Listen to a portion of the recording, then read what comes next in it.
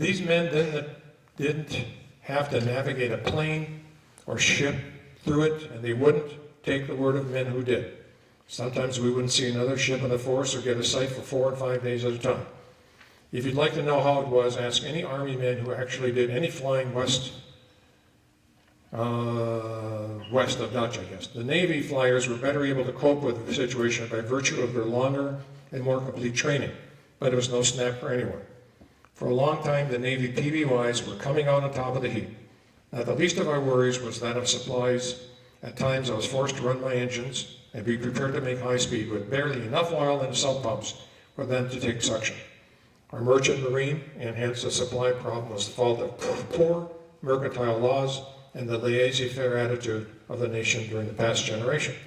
Not the fault of some darn good naval officer who made admiral in the last 3 years, as it at times implied. Of course, there are bum naval officers too, but the Navy will care for them more rapidly than the civilian leaders will be taken care of. To get back to Kiska, the weather had been amazingly clear for days and looked like our opportunity had come when the scheduled day dawned clear and bright as things ever are in the Aleutians. We barreled in for the island at 25 knots. When we were about 20 miles away, we ran into fog so thick that one's outstretched hand could not be seen. We'd been at GQ for about 4 hours. I stood at the top of the engine room hatch, disgruntled. After standing on at a reduced speed for about an hour, the whole force was ordered to retire. At 20 miles out, it was again clear. We started it again, and the fog surrounded us. By daylight, we should have, no, by DR meaning what, please? I thought I had that term. Direct reckoning, thank you. Okay, thank you. We should have been about 5 miles from the island when the order again came to turn back, and at the same moment, the destroyer flagship, broke through the blanket, and there in front of us lay Kiska. The commodore's word to the force flag was, well, I don't want to be profane here, for gosh darn sake, don't turn back. No, that's not what he said exactly. The island's right in front of us. We stepped up to 25 knots, barreled along right for Kiska. The men actually whooped a sort of joyful battle cry. For 10 minutes we stood in. There was no fire from the beach. We turned to our firing course, stood in it for 10 minutes. There was no fire from the beach. The destroyers opened fire, and 5 minutes later the cruisers opened up. There was no answering fire. Things were going well below us, so I thought I would take a look out of the hatch. I poked my head out just in time to see shells intended for us landing about 200 yards beyond us, approximately in the course of one of our high-speed minesweepers.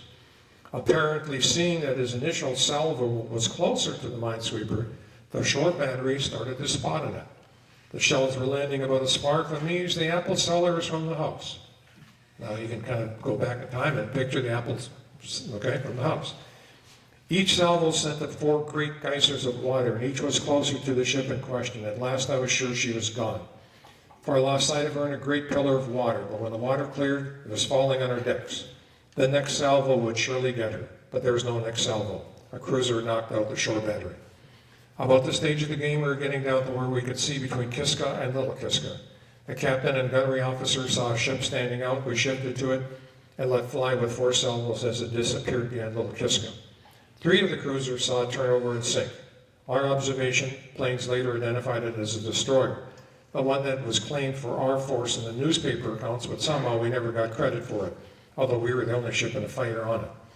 There's evidence that a petty jealousy was involved, but at any rate, we felt just as happy that we got the enemy ship. We went back to bombarding. At the scheduled time, we went up to 32 knots for the retirement. As we left, 2 planes started for us, float-equipped fighters, armed with a small bomb. They apparently intended to glide in from east astern undetected, drop their bombs straight at the ship. However, our gunner saw them long before they even started their approach, and when the first one got within range, he received a going over like he wouldn't want again. At that time, my belief that all Japs are fanatical faded, because that one skidded around without banking. He removed himself from the scene in a manner that indicated he was as scared as any Michigan farm boy might be. As he retired, we threw several 5-inch bursts under his tail that hoisted it considerably, although we don't claim the plane. His companion apparently didn't relish the sport because he lingered up in the clouds without coming anywhere near, and number 1 plane jettisoned his bomb about 300, okay, something missing there. They didn't approach the force, but merely tried to maintain contact. We lost them. Then came the occupation of the Andronovs, in which we played a major part. After convoying a great mass of barges, tugs, lighters out to the debarkation point, we served for 23 days as the entire anti-submarine and anti-aircraft protection for the landing force. This was quite an assignment for a single destroyer, but again, though we had our necks out, we were very lucky. We made 2,500 miles in a 1-mile circle at under 5 knots. What could be more monotonous? Now think about a 2,500-mile circle at 5 knots. That would be pretty boring. That would be slower than my sailboat, right, my grandson? Okay, that would be pretty.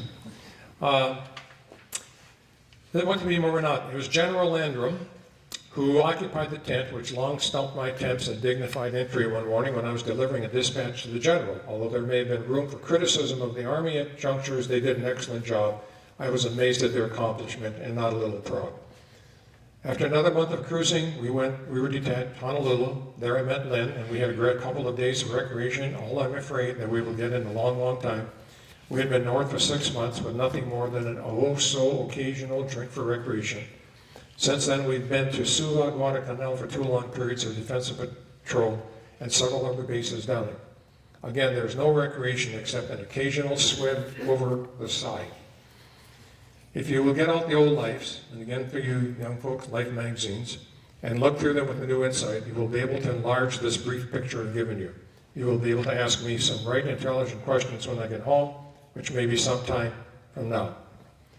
Where we are now, you must not know. You will file this letter and not refer specifically to it. Love, your son. Isn't that just something? And we have it now in our archive. So, thank you, sir. I will turn it back to all of you.